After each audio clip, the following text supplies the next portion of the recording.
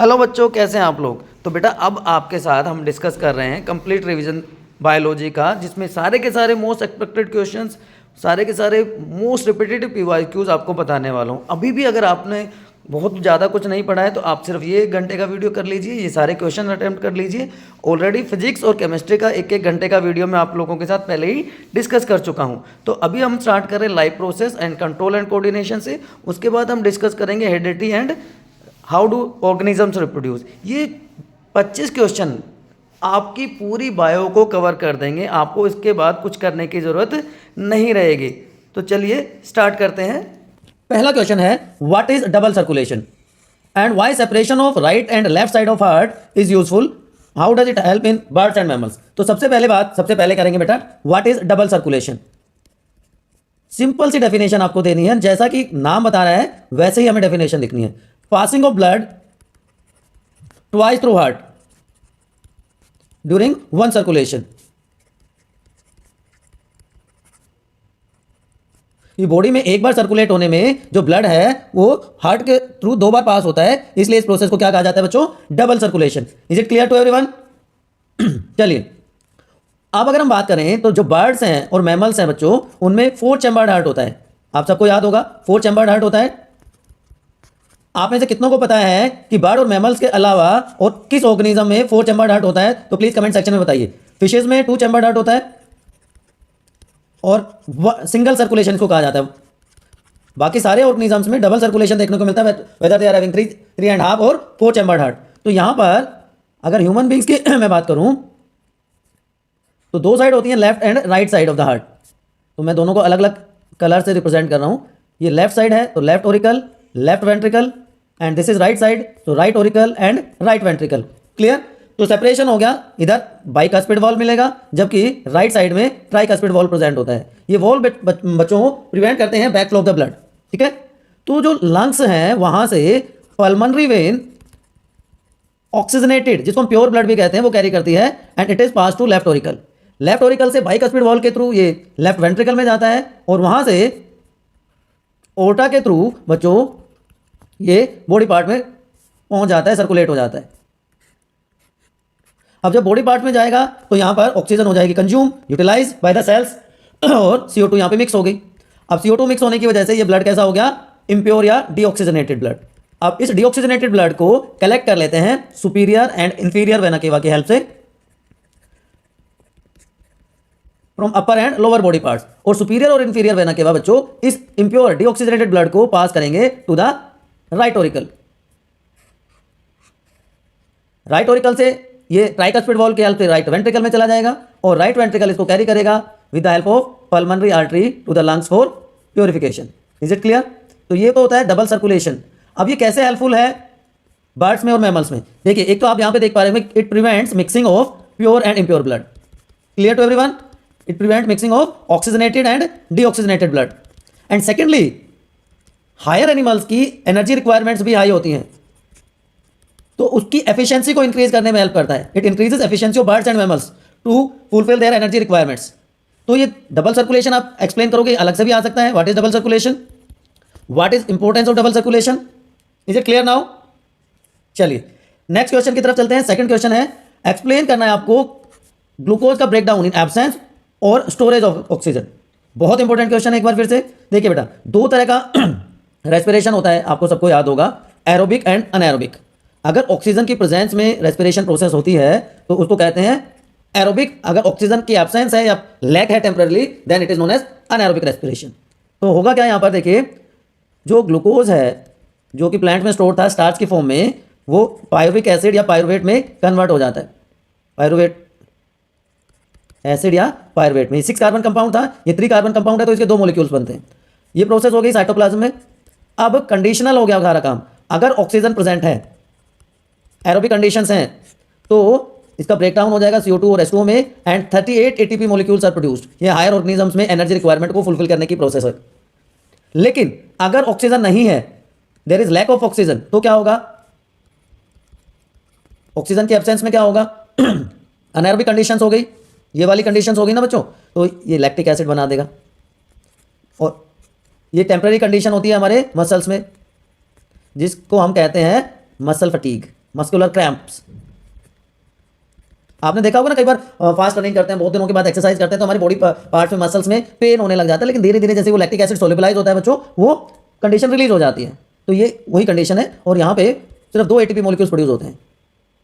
Simple organisms में जैसे yeast में यहाँ पर होता है अनाएरोबिक रेस्पिरेशन, तो यहाँ पर क्या बन जाएगा, इथेनॉल की फॉर्मेशन हो जाती है, और यहाँ पर भी बहुत कम अमाउंट में एनर्जी रिलीज होती है। तो this is the way whether oxygen is present और एब्सेंट, इस तरह से ग्लूकोज का ब्रेकडाउन हो जाता है। चले आगे, इन दोनों क्वेश्चन में आपको कोई भी कंफ्यूज, बेटा ये सीरीज उन बच्चों के लिए है जो डू और डाई कंडीशन में 95 प्लस करना चाहते हैं। अगर आपका टारगेट सिर्फ पास होना है, 50% मार्क्स लेना है, तो ये सीरीज आपके लिए नहीं है, आप इसको स्किप कर सकते हैं वीडियो को। लेकिन आप सीरियसली 95 प्लस के लिए टारगेट कर रहे हैं, this series is for you. ठीक है बच्चों, चलिए right to water conducting systems present in plants, how does water enter continuously into root xylem. और इसका सेकंड पार्ट है why plants have low energy needs as compare to animals. देखिए कितनी बार question आया है, 17, 19, 21। ठीक, चलिए तो देखिए बच्चों, जो वाटर कंडक्टिंग सिस्टम होता है प्लांट्स में, वो होता है जाइलम।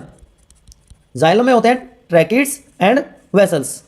वेसल्स आप यहाँ पे देख पा रहे हो ओपन एंडेड होते हैं, दोनों तरफ से खुले स्ट्रक्चर्स होती हैं, तो ये एंड टू एंड कनेक्ट होकर एक कंटिन्यूअस कॉलम बना देते हैं from tip of the root to the top of the plant. Continuous एक कंडक्टिंग सिस्टम बन जाता है। जबकि जो ट्रैकिड्स हैं ये पॉइंटेड स्ट्रक्चर्स होती हैं, क्लोज स्ट्रक्चर्स होती है, लेकिन इसमें पिट्स प्रेजेंट होते हैं, और जब एक्सेस वाटर प्रेजेंट होता है तो पिट्स में स्टोर हो जाता है। और ये दोनों के दोनों स्ट्रक्चर्स एक दूसरे के साथ इस तरह से अटैच होकर एक कंडक्टिंग टिश्यू बना देती हैं। ठीक है, तो रूट जाइलम से stem xylem and leaf xylem तक एक कंटिन्यूअस कॉलम बन जाता है, और इस तरह से वाटर की सप्लाई हो जाती है, कंटिन्यूअसली वाटर सप्लाई होता रहता है। आप देखिए ये डायग्राम होता है, पहले रूट एपिडर्मिस सबसे बाहर होगा, उसके बाद कोर्टेक्स एंड सबसे अंदर एंडोडर्मिस, इसी तरह स्टेम के लिए भी और लीफ के लिए भी होगी। तो कंटिन्यूअस कॉलम बन जाता है, और ये कॉलम हेल्प करता है इन energy supply into the plants. अब ये कह रहा है कि सेकंड पार्ट में क्या पूछ रहा है, ये प्लांट्स की एनर्जी रिक्वायरमेंट्स कम क्यों होती हैं एज कंपेयर टू एनिमल्स। देखिए बच्चों, दोनों के दोनों है तो कैसे, मल्टी सेलुलर ऑर्गेनिजम्स, प्लांट्स भी और एनिमल्स भी। लेकिन अगर हम कंपैरिजन करें प्लांट्स और एनिमल्स की बॉडी ऑर्गेनाइजेशन का, तो प्लांट्स की बॉडी ऑर्गेनाइजेशन होती है simple as compare to plants. वहां पे नंबर ऑफ टिश्यूज कम होंगे, टिश्यू सिस्टम्स कम होंगे। सेकेंडली यहाँ पे स्क्लेरेनकाइमा जैसा डेड टिश्यू प्रेजेंट होता है, प्लांट्स में स्क्लेरेनकाइमा जैसे डेड टिश्यू प्रेजेंट होते हैं, तो यहाँ पे भी एनर्जी रिक्वायरमेंट हो गई कम। प्लांट्स सिर्फ मूवमेंट शो करते हैं, प्लांट्स में लोकोमोशन नहीं होता, तो वहां पे भी एनर्जी कंजप्शन हो गई कम। तो कॉम्प्लेक्सिटी, बॉडी ऑर्गेनाइजेशन ये इंपॉर्टेंट रोल प्ले करते हैं। इसी तरह नर्वस रेगुलेशन प्लांट्स में एब्सेंट होता है, सिर्फ क्या मिलता है, आगे हम डिस्कस भी करेंगे, सिर्फ हार्मोनल रेगुलेशन यहाँ पे देखने को मिलता है। तो इसी वजह से प्लांट्स की एनर्जी रिक्वायरमेंट बच्चों मेरे कम होंगी as compare to animals, although both are multi cellular organisms. आई बात समझ में, समझ में आई कुछ कहानी, बात पल्ले पड़ रही है कि नहीं आप लोगों के। मैं कह रहा हूं बेटा ये क्वेश्चन आप कर लेंगे तो आप खुद कॉन्फिडेंट फील करेंगे। आप PYQs लगाइए, आप सैंपल पेपर सोल्व कीजिए, आप प्रैक्टिस पेपर कीजिए। मैंने बहुत सारा मटेरियल आपके लिए अवेलेबल करवाया हुआ है। आप टेलीग्राम चैनल भी हमारा ज्वाइन कर लें बायोनीति का, उस पर भी सारा मटेरियल अवेलेबल है, या हमारे चैनल यूट्यूब चैनल पे आप वीडियोस देख सकते हैं। ठीक है, चलिए नेक्स्ट क्वेश्चन है, in single cell organism diffusion is sufficient to meet all their energy requirement for food, gas exchange, waste removal, but ऐसा मल्टी सेलुलर ऑर्गेनिज्म में नहीं हो पाता। इसका डिफरेंस का रीजन क्या है, ये भी देखिए मल्टीपल टाइम्स आया हुआ क्वेश्चन है। देखिए बेटा, अगर हम बात करें अमीबा जैसे ऑर्गेनिज्म की, जो कि है सिंगल सेल, या जिसको हम कहते हैं यूनिसेलुलर ऑर्गेनिजम्स। अब यूनिसेलुलर ऑर्गेनिज्म में मेरे बच्चों यहाँ पे एक ही सेल है, इसी सेल के थ्रू सारा का सारा काम हो रहा है, चाहे वो न्यूट्रिशन है, चाहे वो गैस एक्सचेंज है, चाहे वो एक्सक्रीशन है, चाहे वो रेस्पिरेशन। तो ये सेल है डायरेक्ट कॉन्टैक्ट में एटमॉस्फेयर के। और हमें यह भी पता है कि डिफ्यूजन एक स्लो प्रोसेस है, बट क्योंकि नंबर ऑफ सेल्स यहां पर एक ही है, तो ये स्लो प्रोसेस भी उसको वो एनर्जी अमाउंट प्रोवाइड कर देता है, जिसकी वजह से उसका काम चल जाता है। लेकिन अगर हम बात करें किसी मल्टी सेलुलर ऑर्गेनिजम्स की, ह्यूमन बीइंग की, जहां पे billions trillions of cells are present, है ना, ह्यूज नंबर ऑफ सेल्स, और उसमें भी स्पेशलाइज सेल्स, कोई नर्वस टिश्यू की सेल है, कोई एंडोक्राइन सिस्टम की सेल है, कोई रिप्रोडक्टिव सिस्टम की सेल है, तो millions of cells are present all together. ठीक, तो इन लार्ज सेल नंबर की वजह से जो आउटर मोस्ट सेल है वो तो डायरेक्ट कॉन्टैक्ट में है एटमॉस्फेयर के, लेकिन जो इनर मोस्ट सेल है ये तो मैंने 4 5 6 सेल ही बनाई है, यहाँ पे तो मिलियंस ट्रिलियंस सेल्स प्रेजेंट है। तो जो इनरमोस्ट सेल्स हैं they are not in direct contact with atmosphere. तो अगर डिफ्यूजन के थ्रू, जो कि एक बहुत स्लो प्रोसेस है, अगर गैसेस का एक्सचेंज होगा तो it takes very long time. तो ऑर्गेनिज्म के लिए सर्वाइवल ही मुश्किल हो जाएगा। समझ रहे हो आप लोग? सर्वाइवल बहुत मुश्किल हो जाएगा, क्योंकि मल्टी सेलुलर ऑर्गेनिजम्स की एनर्जी रिक्वायरमेंट भी तो हाई है ना, एनर्जी रिक्वायरमेंट बहुत ज़्यादा हाई है। तो उस एनर्जी रिक्वायरमेंट को फुलफिल करने के लिए ये गैसियस एक्सचेंज बहुत इफेक्टिव, बहुत रैपिड, बहुत फास्ट होना जरूरी है। इसीलिए डिफ्यूजन प्रोसेस जो है सफिशिएंट नहीं है मल्टी सेलुलर ऑर्गेनिजम्स में फॉर देयर एनर्जी रिक्वायरमेंट्स। समझ में आ गई बात? चलूँ आगे। 4 क्वेश्चन हो गए आपके। चलिए अब 5th क्वेश्चन की तरफ आते हैं। एक डायग्राम बनाना है ह्यूमन एलिमेंट्री कैनाल का और पार्ट्स लेबल करने हैं। थोड़ा सा मैं ब्रीफ आइडिया पहले दे देता हूँ आपको कि अगर ह्यूमन डाइजेस्टिव सिस्टम की हम बात करें ना बच्चों, तो ह्यूमन डाइजेस्टिव सिस्टम 2 पार्ट्स से मिलकर बना होता है। एक पार्ट को हम कह देते हैं क्या? Alimentary canal. और दूसरा पार्ट क्या होता है? कोई बता सकता है कमेंट सेक्शन में? यस, डाइजेस्टिव ग्लैंड्स होते हैं। ठीक, ये बात समझ आई। अब इसको कैनाल क्यों कहा जाता है, इसको ट्यूब क्यों नहीं कहते? क्योंकि अगर आपने देखा हो तो हमारा डाइजेस्टिव सिस्टम शुरू होता है माउथ से या बक्कल कैविटी, जो भी आपका ओरल कैविटी, और खत्म कहाँ पे होता है? एनस पे। तो 2 ओपनिंग है in the form of mouth and anus, so it is known as canal, not a tube. और डाइजेस्टिव ग्लैंड्स में आ जाते हैं हमारे सलाइवरी ग्लैंड से लेकर गैस्ट्रिक ग्लैंड, इंटेस्टाइनल ग्लैंड। अब अगर जो बच्चा ये बता देगा कि इंटेस्टाइनल ग्लैंड की सिक्रीशन को क्या कहा जाता है, उसके लिए कॉमन सा नेम होता है, एक अलग से नाम दिया गया है उसको। अगर कोई बच्चा बता देगा तो मैं मान लूंगा कि वो 9900 की लड़ाई लड़ रहा है। बताइए फटाफट बच्चों, कमेंट सेक्शन में बताइए। Secretion of intestinal gland is known as, या इंटेस्टाइनल जूस को क्या कहा जाता है? Succus entericus. किसने सही आंसर बताया है कमेंट सेक्शन में देख लेना आप लोग। तो वो बच्चा सच में अच्छी तैयारी कर रहा है। अब चलिए बात करते हैं एलिमेंट्री कैनाल की बात करते हैं। और सबसे पहला क्या पूछा इसने कि कहाँ पे स्टार्च का डाइजेशन होता है। उसके बाद बाइल स्टोर कहाँ होती है। स्टार्च का डाइजेशन कहाँ होगा बताइए? स्टार्च का डाइजेशन होगा माउथ या बक्कल कैविटी में, है ना? माउथ या बक्कल कैविटी में होता है ना स्टार्च का डाइजेशन। क्यों? क्योंकि यहाँ पे क्या है? सलाइवरी अमाइलेज प्रेजेंट होता है। और ये सलाइवरी अमाइलेज क्या करता है? ये जो स्टार्च है, जो स्टोर्ड फूड था प्लांट का, उसको माल्टोज में कन्वर्ट कर देता है। सलाइवरी अमाइलेज का दूसरा नाम टाइलिन भी होता है बच्चों। तो सलाइवरी अमाइलेज या टाइलिन स्टार्च को माल्टोज में कन्वर्ट कर देता है, जिसको हम दूसरे ऑर्गेनिजम्स इंक्लूडिंग ह्यूमन बींग्स उसको अच्छे से यूज कर लेते हैं। चलिए, बाइल कहाँ स्टोर होता है? सेकंड पार्ट यही था ना। यस, बाइल कहाँ स्टोर होता है? बाइल स्टोर होता है, बताइए कहाँ पे होता है? Bile is stored in gall bladder. Bile की सिक्रेशन कहाँ से होती है? बाइल की सिक्रेशन होती है लीवर से। लीवर में जो बाइल सॉल्ट होता है, एक और चैलेंजिंग क्वेश्चन आपसे पूछ रहा हूँ, बाइल सॉल्ट मेनली कौन सा होता है जिसकी एक्यूमुलेशन की वजह से जॉन्डिस हो जाता है? चलिए बताइए कमेंट सेक्शन में। तब तक हम अगले पार्ट की तरफ चलते हैं। The gland which secrete digestive enzyme as well as hormones. चलिए बताइए, डाइजेस्टिव एंजाइम भी सिक्रेट कर रहा है, हार्मोन भी सिक्रेट कर रहा है, बताइए। पार्ट ऑफ एलिमेंट्री कैनाल जहाँ पे वाटर का रीअब्जॉर्प्शन होता है। वाटर का रीअब्जॉर्प्शन कहाँ पे होता है? लार्ज इंटेस्टाइन में। कहाँ गई हमारी लार्ज इंटेस्टाइन? लार्ज इंटेस्टाइन नहीं दिख रही है। चलिए, लार्ज इंटेस्टाइन ये है, यहाँ पे है लार्ज इंटेस्टाइन, सॉरी। यहाँ पे वाटर का रीअब्जॉर्प्शन हो जाता है। और इसका आंसर क्या है? यहाँ पे होता है एक पिगमेंट जिसको कहते हैं बिल्यूरुबिन। बिल्यूरुबिन पिगमेंट होता है येलो कलर का, जिसकी एक्यूमुलेशन अगर हो जाती है तो इट कॉजेज जॉन्डिस, जिसको पीलिया कहते हैं ना। स्किन येलो कलर की हो जाती है, आईज येलो कलर की हो जाती है, दैट कंडीशन इज जॉन्डिस। और लास्ट पार्ट है जहाँ पे गट का, जहाँ पे फिंगर लाइक प्रोजेक्शंस होती हैं जो कि एब्जॉर्प्शन में हेल्प करती है। ये तो सबको पता होगा, ये सबको पता होगा।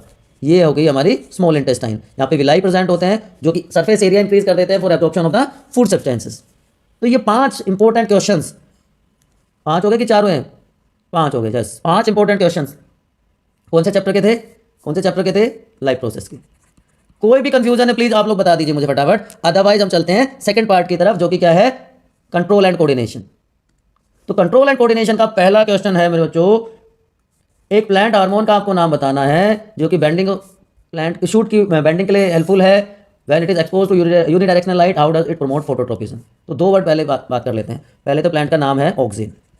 ऑक्सिन हार्मोन कैसे करता है वो भी बताऊंगा अभी, पहले आप नाम देख लीजिए, ठीक है? एक काम खत्म हो गया। दूसरा, व्हाट इज फोटोट्रोपिज्म? फोटो का मतलब लाइट, ट्रोपिक का मतलब डायरेक्शनल मूवमेंट, ठीक है? डायरेक्शनल मूवमेंट होता है, ग्रोथ रिलेटेड मूवमेंट होते हैं, डायरेक्शनल मूवमेंट, ठीक है? तो ऑक्सिन हार्मोन लाइट के तरफ मूवमेंट शो करने में, यूनिडायरेक्शनल मूवमेंट में हेल्प करता है। Auxin is a plant growth regulator, जिसको ग्रोथ प्रमोटर भी कहा जाता है, ठीक है? 2 तरह के प्लांट हार्मोन होते हैं, growth promoter and growth inhibitor. तो एक प्लांट ग्रोथ प्रमोटर का काम करता है। अभी कैसे काम करता है ये देखो, देखो लाइट डे टाइम है, मतलब बिल्कुल even light sorry even light आ रही है। ये IA क्या है, ये बेटा इंडोल एसिटिक एसिड कहते हैं इसको, ये ऑक्सीजन का ही नाम है, इंडोल एसिटिक एसिड। तो जब सनलाइट ऊपर है, बिल्कुल इवनली डिस्ट्रीब्यूटेड है, तो आप देख रहे होंगे जो ऑक्सीजन के मॉलिक्यूल है वो भी इवनली डिस्ट्रीब्यूटेड है ना, इवनली डिस्ट्रीब्यूटेड है प्लांट में। लेकिन जैसे जैसे प्लांट सॉरी जैसे जैसे सनलाइट अनइवन होती जा रही है, एक पर्टिकुलर डायरेक्शन में सन का मूवमेंट हो रहा है, नून के बाद एक साइड में मूवमेंट शुरू हो जाता है, तो आप देख रहे होंगे उससे अपोजिट साइड में ऑक्सीजन की कंसंट्रेशन बढ़ने लगती है। ठीक है, शेडेड पार्ट की तरफ ऑक्सीजन की कंसंट्रेशन बढ़ जाती है, जो पार्ट डायरेक्ट सन की तरफ है वहाँ पे ऑक्सीजन कंसंट्रेशन कम होगी, लेकिन जो शेडेड पार्ट है वहाँ पे ऑक्सीजन की कंसंट्रेशन ज़्यादा हो जाती है। और जैसे ये प्रोसेस चलती रहती है तो इसकी वजह से सेल्स इलोंगेट करना शुरू कर देती हैं। तो ऑक्सीजन क्या करता है, ये स्टिमुलेट करता है सेल इलोंगेशन का, जिसकी वजह से जो शेडेड पार्ट है वो फास्टली ग्रो करता है as compare to part expose to sunlight. या हम कह सकते हैं कि जहां पे ऑक्सीजन की कंसंट्रेशन ज़्यादा थी वो पार्ट ज़्यादा बढ़ेगा और बेंडिंग हो जाएगी अपोजिट पार्ट की तरफ। ठीक है, तो इस वजह से ये क्लासिकल एग्जांपल हो गया फोटोट्रोपिज्म का या फोटोट्रोपिक मूवमेंट का। तो ऑक्सीजन हार्मोन ये काम करने में हेल्प करता है प्लांट की, याद रहेगा। चलिए नेक्स्ट क्वेश्चन की तरफ चलते हैं। नेक्स्ट क्वेश्चन है मेरे बच्चों कि एग्जाम्पल की हेल्प से बताना है फोटोट्रोपिज्म, जो अभी हम बात कर रहे थे। आप ये का एग्जाम्पल दे सकते हैं, जियोट्रोपिज्म एंड कीमोट्रोपिज्म। ये भी दो बार आया हुआ क्वेश्चन है। अगर हम फ्रीक्वेंसी देखें 16 में आया, 20 में आया, तो 4 साल बाद अब इस साल 2024 में भी आएगा। ठीक, चलिए देखिए, फोटो लाइट हो गया, जियो ग्रेविटी हो गया एंड कीमो केमिकल हो गया। इसके अलावा एक और ट्रोपिक मूवमेंट होता है आपके सिलेबस में, जो है बताइए कौन सा होता है, हाइड्रोट्रोपिज्म, वाटर का रेस्पॉन्स। तो लाइट का रेस्पॉन्स या लाइट के टुवर्ड्स रेस्पॉन्स प्लांट पार्ट का, that is known as phototropism. तो देखिए हर ट्रोपिक मूवमेंट के लिए चीज अप्लाई होगी, तो मैं अभी बता रहा हूँ पॉजिटिव और नेगेटिवली ट्रोपिक। अगर उस स्टिमुलस की तरफ मूवमेंट होगा तो पॉजिटिव होगा वो ट्रोपिक मूवमेंट, अगर उस स्टिमुलस से अवे होगा, दूर होगा, तो नेगेटिव ट्रोपिक मूवमेंट होगा वो। तो अब आप क्लियरली बता सकते हैं कि प्लांट का कौन सा पार्ट लाइट की तरफ मूव करता है और कौन सा पार्ट लाइट से दूर मूव करता है। बताइए, जो रूट्स हैं वो हमेशा प्लांट्स जो लाइट है उससे दूर मूव करेंगी, तो ये क्या हो गई, अवे हो गई, तो क्या हो गया, नेगेटिवली फोटोट्रोपिक। ठीक, नेगेटिवली फोटोट्रोपिक। लेकिन जो अपर पार्ट है प्लांट का, अभी हमने देखा था ना ऑक्सीजन की हेल्प से स्टेम की बेंडिंग हो रही थी। जब इवन अनइवन डिस्ट्रीब्यूशन होता है लाइट का, तो ऑक्सीजन की कंसंट्रेशन शेडेड पार्ट में बढ़ जाती है as compare to part directly towards the sunlight. तो जो स्टेम है, जो लीव्स हैं, दे आर पॉजिटिवली फोटोट्रोपिक होंगी मेरे बच्चों। तो पॉजिटिव और नेगेटिव ट्रोपिज्म का आपको आइडिया आ गया, तो कोई कंफ्यूजन नहीं रहेगा, आप इजीली क्वेश्चन का आंसर कर पाएंगे। अब बात करते हैं जियोट्रोपिज्म। जियो का मतलब यहाँ पे जियोग्राफी नहीं है, यहाँ पे जियो का मतलब है ग्रेविटी से। तो अब आपको चीज़ें क्लियर है। तो वो पार्ट जो दूर जा रहा है ग्रेविटी से, वो कौन सा पार्ट है, स्टेम है, लीफ है, तो ये पार्ट क्या हो गए, नेगेटिवली जियोट्रोपिक। लेकिन जो रूट्स हैं वो ग्रेविटी की तरफ जा रही हैं, टुवर्ड्स जा रही हैं, तो रूट्स क्या हो गई, positively geotropic. As simple as that. इससे सिंपल एक्सप्लेनेशन, इससे सिंपल कंसेप्ट कि दो वर्ड याद रखने हैं आपको, टुवर्ड्स स्टिमुलस, स्टिमुलस की तरफ अगर मूवमेंट है तो पॉजिटिव, स्टिमुलस से दूर जाएंगे तो नेगेटिव। सीधी सी बात है, लाइफ में भी तो ये होता है, अगर हम किसी अच्छी चीज़ की तरफ जाते हैं तो हमारी पॉजिटिविटी बढ़ जाती है। तो ये जो चीज़ें हैं, लाइट प्लांट की ग्रोथ को प्रमोट कर रही थी तो पॉजिटिव हो गया, जो ग्रेविटी है वो रूट्स की ग्रोथ को प्रमोट करती है तो वो भी पॉजिटिव हो गया। लाइफ में भी यही होता है हमारे साथ कि अगर हम पॉजिटिव चीज़ों की तरफ जाते हैं तो हम अच्छा रिजल्ट मिलता है। अब अगर ये आपका क्रूशियल टाइम है, आपका पेपर है 2 मार्च को, ठीक है ना, तो अगर ये 7 दिन आप जी जान से मेरे साथ लगे रहे तो आपका जो ड्रीम है, डिजायर्ड रिजल्ट है 95+ का, कोई नहीं रोक सकता। तो ये जो 95+ है ना, ये स्टिमुलस है आपके लिए। ये स्टिमुलस की तरह अगर आप इसको रखोगे, इसकी तरफ जाना है हमें, ना कि नेगेटिव स्टिमुलस की तरह इसको देखना है। ठीक है, चलिए तीसरा पार्ट, कीमो। कीमो का मतलब केमिकल। तो अलग अलग केमिकल के टुवर्ड्स अलग अलग प्लांट पार्ट्स अलग अलग बिहेव शो करते हैं। ये क्लासिकल एग्जांपल है पोलन पिस्टिल इंटरेक्शन का।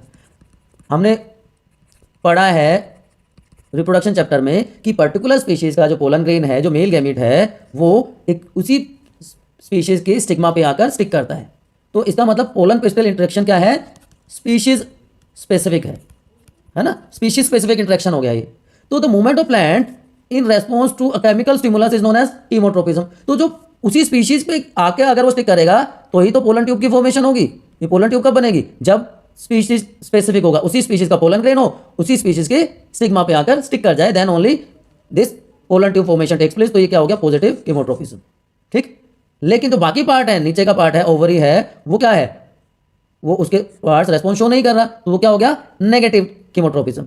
तो अनहेल्दी सॉइल और नॉर्मल सॉइल, तो अनहेल्दी सॉइल में जो रूट की ग्रोथ होगी वो नहीं होगी, तो उसके लिए नेगेटिव स्टिमुलस हो गया, है ना, नेगेटिव कीमोट्रोपिज्म हो गया। लेकिन अगर नॉर्मल सॉइल है, न्यूट्रिएंट रिच सॉइल है, तो रूट्स उसकी तरफ ज़्यादा पेनिट्रेट करेंगी, रूट्स की ग्रोथ उसकी तरफ ज़्यादा होगी, तो वो पॉजिटिव कीमोट्रोपिज्म हो जाएगा।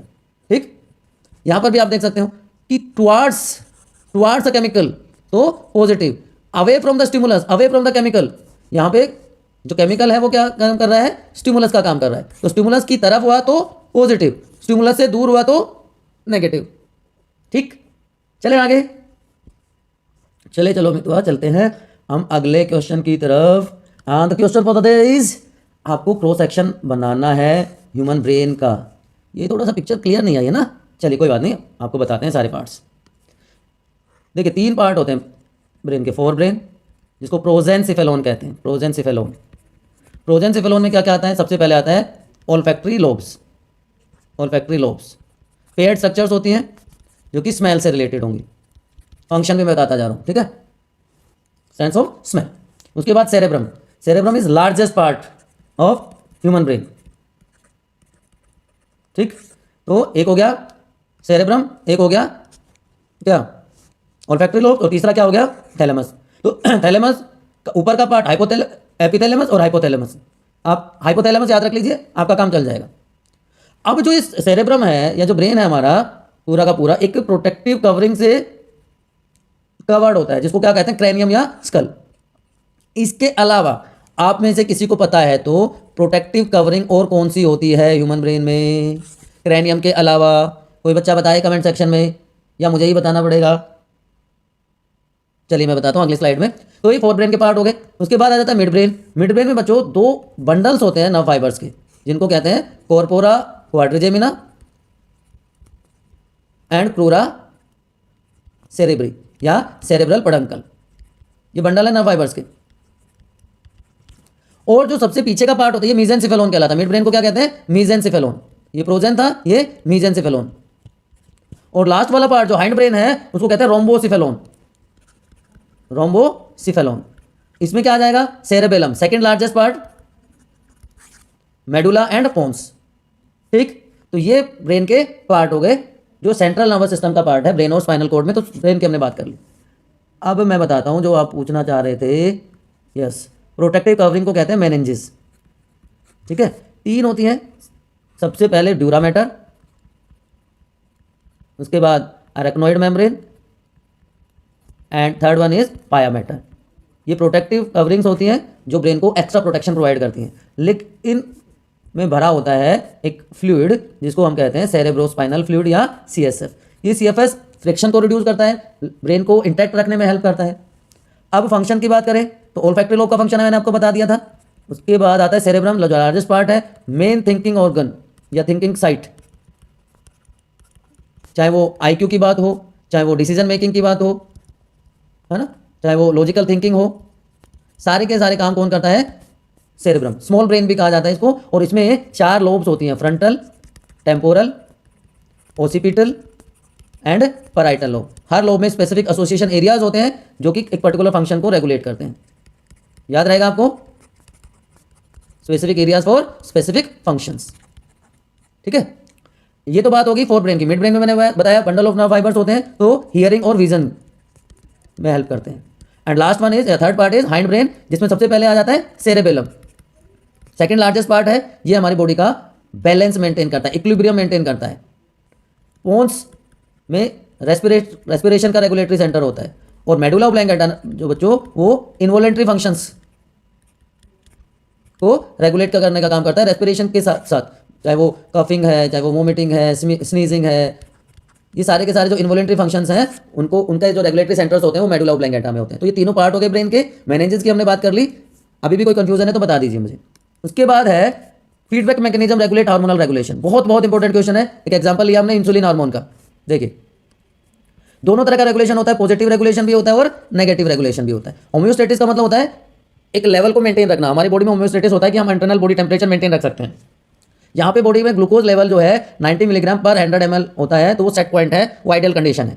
ठीक, अब ये जो हमने स्वीटनर कुछ भी देखा, कुछ भी मीठा देखा, तो वो स्टिमुलस का काम करता है।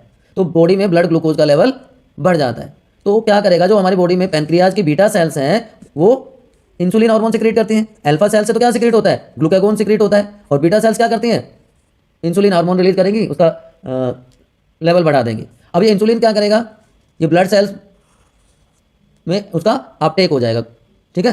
तो उसकी वजह से ब्लड में ग्लूकोज का लेवल हो गया कम, क्योंकि लीवर ने इस ग्लूकोज को ले लिया और उसको ग्लाइकोजन की फॉर्म में स्टोर कर दिया। लीवर में ग्लूकोज ग्लाइकोजन की फॉर्म में स्टोर होता है, याद रखना।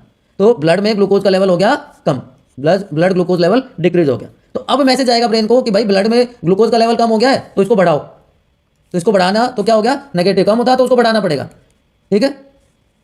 अब क्या हो गया, ब्लड ग्लूकोज लेवल कम हो गया, तो पैनक्रियाज की जो अल्फा सेल्स हैं वो मैंने अभी आपको क्या बताया था, ग्लूकागोन हार्मोन सिक्रीट करेंगी। अब ये ग्लूकागोन क्या करेगा, ग्लाइकोजन को ग्लूकोज में कन्वर्ट कर देगा, ग्लाइकोजन का ब्रेकडाउन हो जाएगा ग्लूकोज में, तो ब्लड का लेवल बढ़ गया। तो ये क्या हो गया, ये कौन सा रेगुलेशन हो गया, पॉजिटिव रेगुलेशन हो गया, ठीक है। तो इस तरह से पॉजिटिव और नेगेटिव रेगुलेशन होते हैं, ठीक है बच्चों। आप इसको इस तरह से भी देख सकते हैं कि हाइपोथैलेमस एंटीरियर लोब वो पिट्यूटरी ग्लैंड को स्टिमुलेट करता है, जिससे जो एंडोक्राइन ग्लैंड्स हैं जैसे टेस्टिस हैं वो male sex hormone testosterone secrete करता है, ठीक।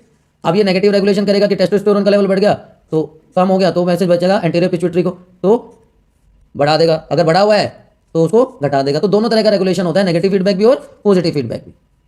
चलिए अगले क्वेश्चन की तरफ चलते हैं।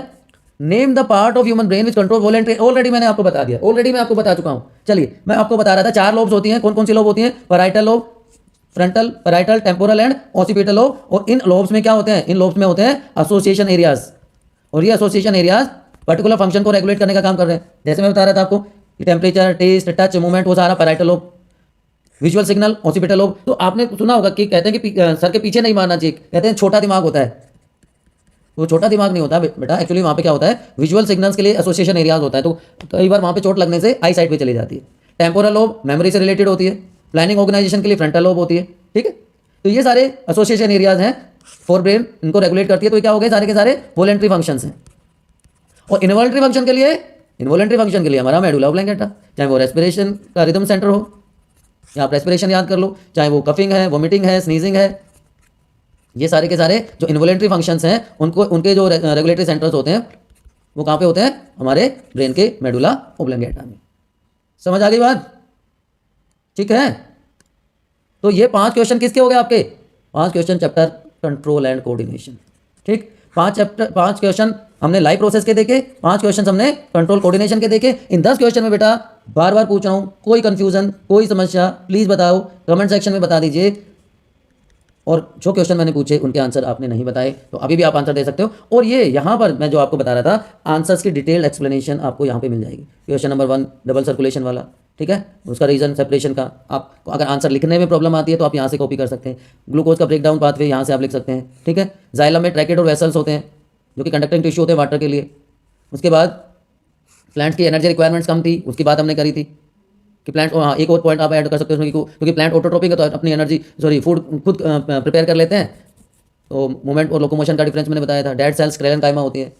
यूनिसेलुलर ऑर्गेनिजम्स में सरफेस एरिया वॉल्यूम रेशियो का भी इनपुट आप दे सकते हैं कि सरफेस एरिया वॉल्यूम जो है, जो यूनिसेलुलर ऑर्गेनिजम्स में है वो लो होता है, तो इसलिए वहाँ से काम चल जाता है डिफ्यूजन के थ्रू, लेकिन हायर ऑर्गेनिजम्स में ये पॉसिबल नहीं हो पाता। उसके बाद था कहाँ पे स्टार्च का डाइजेशन होता है, बाइल का स्टोर होता है, और वो पार्ट बताना था हमारे एलिमेंट्री कैनाल का, जो हार्मोन भी सिक्रीट करता है और एंजाइम भी सिक्रीट करता है, पैनक्रियाज, वाटर का रीअब्जॉर्प्शन लार्ज इंटेस्टाइन में, और विलाई सरफेस एरिया इंक्रीज कर देते हैं, वो प्रेजेंट होते हैं स्मॉल इंटेस्टाइन में। तो 5 क्वेश्चन, 5 के आंसर विद डायग्राम आपको यहाँ पर दिख जाएंगे। उसके बाद हमारा चैप्टर था control and coordination. Tropic movement की हमने बात करी थी, बेंडिंग टुवर्ड्स लाइट, ऑक्सीजन का एग्जाम्पल लिया था हमने, है ना, और उसको हमने डायग्रामेटिकली देखा था। उसके बाद phototropism, geotropism, chemotropism, species specific chemotropism में हमने बात करी थी पोलन क्रिस्टल इंट्रैक्शन की। उसके बाद ब्रेन के functions, cerebrum largest part, cerebellum second largest part, तो फोर ब्रेन में सेरेब्रम, ओल्फैक्टरी लोब एंड डायंसेफेलम, जिसको हम थैलेमस भी कहते हैं। उसके बाद ये डायग्राम जो एनसीईआरटी का डायग्राम है वो है, मैंने डिटेल एक्सप्लेनेशन के लिए दूसरे डायग्राम की हेल्प से आपको बताया था। उसके बाद फीडबैक मैकेनिज्म हमने इंसुलिन के हेल्प से एक्सप्लेन कर लिया, और मेडुला ऑब्लंगेटा कंट्रोल करता है वॉलेंट्री फंक्शंस को, और फोर ब्रेन कंट्रोल करता है इनवॉलेंट्री फंक्शंस को। तो यहाँ से आप एक एक आंसर को स्पेसिफिकली लिख सकते हैं, देख सकते हैं, ठीक है। अब हमारे बायोलॉजी में 2 चैप्टर हमने कर लिए, how do organisms reproduce and heredity and evolution, जिसमें से इस बार एवोल्यूशन पार्ट नहीं है, आपको पता है। तो ये दोनों के दोनों इंपॉर्टेंट चैप्टर्स, इनके 5 बहुत बहुत इंपॉर्टेंट क्वेश्चन हम डिस्कस करने वाले हैं। उसके अलावा कुछ एडिशनल इंफॉर्मेशन भी आपको बताऊंगा। तो जुड़े रहिए, let's start. First question is differentiate between asexual and sexual reproduction, और आपको दोनों के एक एक एग्जांपल भी देने। देखिए कितनी बार आया क्वेश्चन है, तो आप फ्रीक्वेंसी देखिए, 16 के बाद 18, 18 के बाद 21, 21 के बाद 22, 22 के बाद 24 इस बार आएगा। ठीक है, चलिए तो पहली बात देखते हैं हम, दो टाइप का रिप्रोडक्शन होता है, एसेक्सुअल और सेक्सुअल रिप्रोडक्शन। ठीक है ना, सेक्सुअल रिप्रोडक्शन हायर ऑर्गेनिज्म में मिलता है, एंजियोस्पर्म्स में मिलता है, जिनको हम फ्लावरिंग प्लांट्स भी कहते हैं, और ह्यूमन बींग्स में। इसके अलावा दो जो लोअर ऑर्गेनिजम्स हैं, चाहे वो यूनिसेलुलर है, कुछ मल्टीसेलुलर भी है, उनमें अलग अलग टाइप के एसेक्सुअल रिप्रोडक्शन मिलते हैं, जिनमें फिजन में भी दो टाइप हो जाते हैं फिर बच्चों, binary fission and multiple fission. Binary fission का एग्जांपल आप सबको पता है, बाइनरी फिजन देखने को मिलता है अमीबा में। अगर किसी को मल्टीपल फिजन का एग्जांपल पता है तो फटाफट बच्चों कमेंट सेक्शन में लिख के बता दीजिए मुझे, what is example of multiple fission. एक बहुत कॉमन बीमारी होती है ह्यूमन बींग्स में, उसका पॉजिटिव ऑर्गेनिज्म होता है, इतना मैं हिंट आपको दे रहा हूं। ठीक है, चलिए कोई बात नहीं, मैं बता देता हूं, प्लाज्मोडियम जो मलेरिया कोज करता है, तो प्लाज्मोडियम में मल्टीपल फिजन देखने को मिलता है। उसके अलावा फ्रेगमेंटेशन, रीजनरेशन, बडिंग, यीस्ट सबसे कॉमन एग्जांपल है। स्पोर फॉर्मेशन आगे हम डिस्कस करने वाले हैं। वेजिटेटिव प्रोपेगेशन, आप में से बहुत लोगों ने देखा होगा ना कि कटिंग करते हैं, लेयरिंग होती है, रोज प्लांट में बहुत कॉमनली हमारे आसपास ये देखने को मिल जाता है। रीजनरेशन स्टारफिश का एग्जांपल आप दे सकते हैं। फ्रेगमेंटेशन स्पायरोगायरा में होता है। तो ये अलग अलग टाइप के एसेक्सुअल रिप्रोडक्शन के मेथड्स हैं बच्चों। तो अब अगर हम बात करें कंपैरिजन की या डिफरेंसेस की, तो देखिए यहां पर आपके लिए डिफरेंसेस मैंने लिखे हैं। सेक्सुअल रिप्रोडक्शन हायर मोड है, एडवांस मोड आप कह सकते हैं रिप्रोडक्शन प्रोसेस का, तो जहां पे मेल और फीमेल गैमेट्स बनते हैं, मतलब दोनों टाइप के, दो पेरेंट इन्वॉल्व है, यहां पर टू पेरेंट्स आर इन्वॉल्व। अगर सिंगल पेरेंट है और वहां पे गैमेट की फॉर्मेशन नहीं होती, then it is known as asexual reproduction. तो दो different organisms in the form of male and female are required, लेकिन मेल और फीमेल जैसा कोई डिफरेंशिएशन ना हो कि सिर्फ एक इंडिविजुअल की हेल्प से जो प्रोसेस हो जाए, दैट इज एसेक्सुअल रिप्रोडक्शन। अब यहां पे जो सेक्सुअली रिप्रोड्यूस ऑर्गेनिजम्स हैं वो अपने पेरेंट्स की कार्बन कॉपी नहीं होते, क्योंकि वहां पर आ जाते हैं वेरिएशंस, डिफरेंसेस आ जाते हैं, और वेरिएशन की वजह से नए कैरेक्टर्स डेवलप होते हैं जो कि इवोल्यूशन में और स्पीशीज की फॉर्मेशन में कंट्रीब्यूट करते हैं, जबकि यहां पर they are exact carbon copy of their parents, कोई वेरिएशन देखने को नहीं मिलते। जो हायर ऑर्गेनिजम्स हैं, एनिमल्स हैं, उनमें मेनली सेक्सुअल रिप्रोडक्शन होता है, जबकि जो लोअर ऑर्गेनिजम्स हैं, सिंपल ऑर्गेनिजम्स हैं, एल्गी, फंजाई, यूनिसेलुलर ऑर्गेनिजम्स, उनमें क्या देखने को मिलता है, एसेक्सुअल रिप्रोडक्शन। तो सेक्सुअल रिप्रोडक्शन क्योंकि कॉम्प्लेक्स प्रोसेस है तो स्लो होती है, लेकिन एसेक्सुअल रिप्रोडक्शन फास्ट प्रोसेस है। अगर रैपिड नंबर इंक्रीज करना हो ऑर्गेनिजम्स का तो उसके लिए एसेक्सुअल बेटर है, लेकिन बॉडी ऑर्गेनाइजेशन कॉम्प्लेक्सिटी के हिसाब से sexual mode of reproduction is more advantageous, more beneficial. समझ में आ गई बात आपको बेटा? चलिए अब सेकंड क्वेश्चन की तरफ चलते हैं। आपको डिस्क्राइब करना है reproduction by spore in rhizopus. देखिए सबसे पहली बात सबसे पहले करेंगे, what is sporulation. The process of spore formation is known as sporulation. तो जो स्पोर फॉर्म होते हैं उस प्रोसेस को क्या कह देते हैं बच्चों, स्पोरुलेशन। देखिए 15, 17, 20, 21 तो सीक्वेंस के हिसाब से फिर से, इसलिए मैं कह रहा हूं आपको मोस्ट इंपॉर्टेंट क्वेश्चंस जो है वो आपके साथ में डिस्कस कर रहा हूं। तो इन स्पोर फॉर्मेशन पेरेंटल प्लांट जो है बहुत छोटे छोटे माइक्रोस्कोपिक रिप्रोडक्टिव यूनिट्स बनाता है, जिनको हम क्या कह देते हैं, स्पोर्स। एंड ये स्पोर्स एक नए प्लांट की, नए ऑर्गेनिज्म की फॉर्मेशन करते हैं। ये एग्जांपल है राइजोपस का जो आप देख पा रहे होंगे, जिसमें नॉर्मली स्पोर फॉर्मेशन या स्पोरुलेशन देखने को मिलता है। ये जो सैक लाइक स्ट्रक्चर है जहां पे ये स्पोर्स प्रोड्यूस होते हैं, it is known as sporangia, और एक स्पोरेंजिया में thousands of spores are present. और जब मैचुरेशन हो जाता है स्पोरेंजिया का तो ये स्पोर्स रिलीज हो जाएंगे। ये स्पोर जो है, स्पोरेंजिया जो है, इसमें बहुत सारे स्पोर्स प्रेजेंट हैं। मैचुरेशन पे ये रप्चर कर जाएगा, इसका डिसेंस हो जाएगा and spores are release outside in the surrounding atmosphere. जैसे ही सुटेबल कंडीशंस मिलेंगी, सुटेबल कंडीशंस मिलते ही क्या होगा, इसमें ये जर्मिनेट कर जाता है, इसका जर्मिनेशन हो जाएगा। बट जरूरी थोड़ी कि हमेशा सुटेबल कंडीशंस मिले। तो अगर सुटेबल कंडीशन नहीं मिलेंगी तो क्या होगा बताओ? अगर सुटेबल कंडीशंस नहीं मिलती हैं तो इन स्पोर्स के चारों तरफ बेटा एक प्रोटेक्टिव कवरिंग बन जाती है, जिसको कहते हैं सिस्ट वॉल या सिस्ट फॉर्मेशन। ये सिस्ट वॉल उनको अनफेवरेबल कंडीशन में सर्वाइव करने में हेल्प करती है। जब कंडीशंस हार्ड होंगी, नॉन फेवरेबल होंगी, तो ये चुपचाप अपना पड़ा रहेगा। हमारी लाइफ में भी होता है ना, कई बार एक लो फेज आता है हमारी लाइफ में, तो हमें बहुत कुछ करने की जरूरत नहीं होती, सिर्फ हमारा जो बेसिक काम है, जो हमारा टारगेट है, उस पर लगे रहना होता है। और जैसे ही हमारी फेवरेबल कंडीशन आती है, हमारा रिजल्ट, हमारे एफर्ट्स, उसका रिजल्ट आता है, तो सबको पता चल जाता है। तो ऐसे ही यहाँ पर हो रहा है कि जैसे ही फेवरेबल कंडीशंस आएंगी, ये दोबारा से जर्मिनेट कर जाएगा, और जर्मिनेशन के बाद ये पूरा complete individual, complete new organism की फॉर्मेशन हो जाती है। As simple as that. याद रहेगा?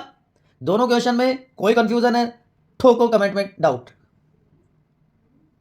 थर्ड क्वेश्चन थोड़ा सा लेंथी सा क्वेश्चन है। 3 टेक्निक बतानी है आपको जो डेवलप की गई हैं टू प्रिवेंट प्रेगनेंसी। चलो ठीक है। Which one of these technique is not meant for males. Males में कौन सा यूज नहीं किया जाता? ठीक है जी। How does the use of these techniques have a direct impact on the health and prosperity of a family. चलिए एक एक करके तीनों पार्ट की बात करेंगे। तो सबसे पहले ये जो मेथड्स आपको दिखाई दे रहे हैं, ये कॉमन मेथड्स हैं बर्थ कंट्रोल के, जिसमें नेचुरल मेथड आता है, केमिकल मेथड्स हैं कॉन्ट्रासेप्टिव पिल और स्पर्मेटिसाइड्स के फॉर्म में, मैकेनिकल मेथड है जिनको हम बैरियर मेथड्स भी कह सकते हैं, कॉन्डोम्स, डायाफ्राम, फेमिडोम, और intra uterine devices, intra uterine devices, जिनको कॉमनली आईयूडीज कहा जाता है। कॉपर टी आपने सुना होगा, copper T is a type of IUD. And last one is surgical method, जिसको हम permanent method of birth control भी कहते हैं, वैसेक्टोमी एंड ट्यूबेक्टोमी। चलिए वैसेक्टोमी और ट्यूबेक्टोमी का जब जिक्र आया है, तो मैं आप लोगों से पूछता हूं, मेल में कौन सी होती है और फीमेल में कौन सी होती है? वैसेक्टोमी और ट्यूबेक्टोमी में से मेल में कौन सा मेथड डेवलप किया जाता है, परमानेंट या सर्जिकल, और फीमेल्स में कौन सा मेथड होता है? चलिए अब टेक्निक्स की बात कर लेते हैं। बैरियर मेथड कि मेल और फीमेल के कॉन्डोम्स होते हैं। मेल कॉन्डोम्स आप में से बहुत सारे, ऑलमोस्ट सबको पता होगा, लेकिन फीमेल्स में भी कॉन्डोम्स यूज किए जाते हैं। लेटेक्स के बने होते हैं, जो कि जेनाइटल ऑर्गन, पेनिस या वजाइना के ऊपर यूज किए जाते हैं, सर्विक्स के ऊपर यूज किया जाता है फीमेल्स में, और फीमेल्स में इनको कह देते हैं बच्चों फेमिडोम। ठीक, तो ये प्रिवेंट करते हैं mixing of male and female gametes. दूसरा तरीका होता है केमिकल मेथड्स, जिसमें से एक है ओरल कॉन्ट्रासेप्टिव पिल्स। ये बनी होती है बच्चों मेनली जो फीमेल सेक्स हार्मोन्स हैं, प्रोजेस्ट्रोन और ईस्ट्रोजन, उसके कॉम्बिनेशन से बनी होती हैं। ठीक है, प्रोजेस्ट्रोन या ईस्ट्रोजन, मेनली प्रोजेस्ट्रोन होता है और ईस्ट्रोजन भी होता है। सबसे कॉमन जो टाइप की कॉन्ट्रासेप्टिव पिल है, उसका नाम है सहेली, जो कि central drug research institute CDRI Lucknow ने डेवलप की थी। अगर याद रह जाए तो ठीक है, अदरवाइज इतना काम चल जाएगा आपका। ये वीक में एक बार ली जाती है। इसके बाद आ जाती है इंट्रा यूट्राइन डिवाइसेस, जिनको हम क्या कहते हैं? आईयूडीज कहते हैं। मैंने भी बताया था आपको, ये कॉपर टी है, कॉपर का बना होता है और टी शेप्ड है, इसलिए इसको कॉपर टी नाम दिया जाता है। ये कॉज कर देते हैं फैगोसाइटोसिस, मतलब जो मेल गैमेट्स हैं उनको डिस्ट्रॉय कर देते हैं। एंड तीसरे मेथड होते हैं सर्जिकल मेथड्स, जो परमानेंट मेथड्स है, जैसे ट्यूबेक्टोमी।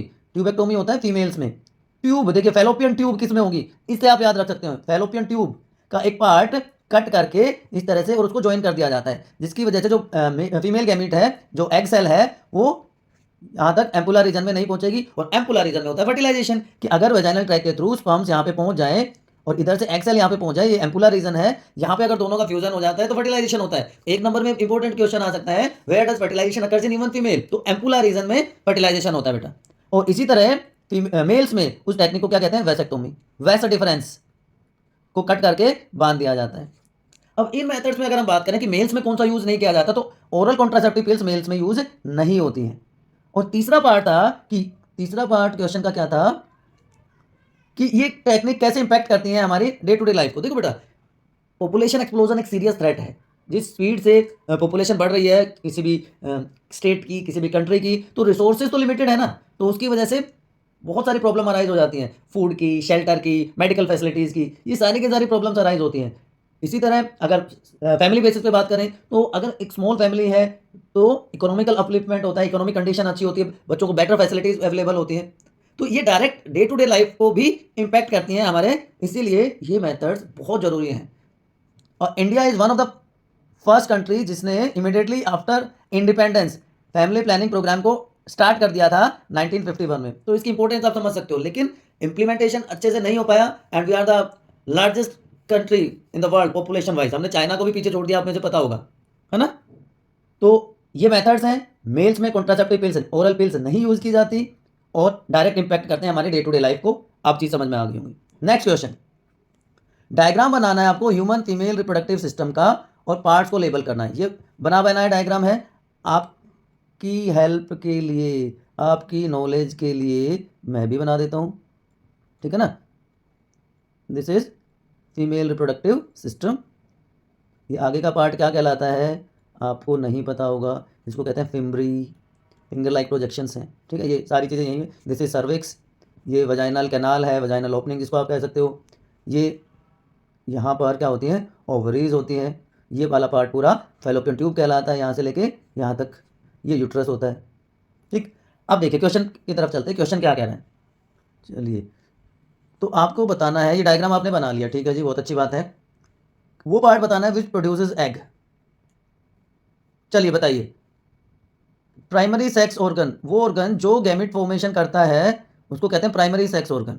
तो ह्यूमन फीमेल में प्राइमरी सेक्स ऑर्गन क्या होता है बताइए बच्चों, और मेल में प्राइमरी सेक्स ऑर्गन क्या होता है। मेल में होता है टेस्टिस और फीमेल में होती हैं ओवरीज।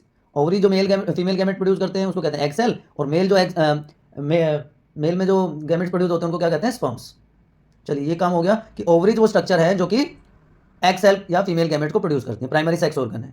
उसके बाद second part, where fertilisation takes place. अभी अभी मैंने बताया, चलिए बताइए किसको याद है, कमेंट सेक्शन में फटाफट बताइए किस बच्चे को याद है कि कहाँ फर्टिलाइजेशन होता है।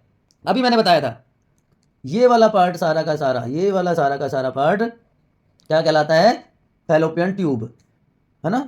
ये फैलोपियन ट्यूब है, और फैलोपियन ट्यूब का जो मिडिल वाला पार्ट है उसको कहा जाता है एम्पुला। तो एम्पुला रीजन में होता है बच्चों फर्टिलाइजेशन, ठीक, याद रहेगा। चलिए, पहला पार्ट हमने कंप्लीट कर लिया इसका। उसके बाद ओके, ये तो डिफरेंट क्वेश्चन ही हो गया एक तरह से, कि दो बैक्टीरियल डिजीजेज बतानी है विच आर ट्रांसमिटेड सेक्सुअली, मतलब सेक्सुअली ट्रांसमिटेड डिजीज बताने हैं। चलिए, सेक्सुअली ट्रांसमिटेड डिजीज क्या होती हैं, वो डिजीजेज जो सेक्सुअल इंटरकोर्स अनप्रोटेक्टेड सेक्स के थ्रू ट्रांसमिट होती हैं उनको कहते हैं सेक्सुअली ट्रांसमिटेड डिजीजेज। दो तरह की होती हैं बच्चों, इनको कॉमनली शॉर्ट में एसटीडीज कहा जाता है। वो एसटीडी अलग होता है, आपने देखा होगा पुराने टाइम में जब घरों में मोबाइल फोन्स नहीं आए थे, लैंडलाइंस बहुत कम लोगों के पास, तो लोग बाहर जाके फोन करते थे, वहां पे लिखा होता था STD ISD PCO, that STD is different. ये है सेक्सुअली ट्रांसमिटेड डिजीज। ये वायरल इन्फेक्शन भी हो सकते हैं, एचआईवी पॉजिटिव ऑर्गेनिज्म है, एड्स उस बीमारी का नाम है acquired immuno deficiency syndrome, warts, genital warts पूरा नाम है।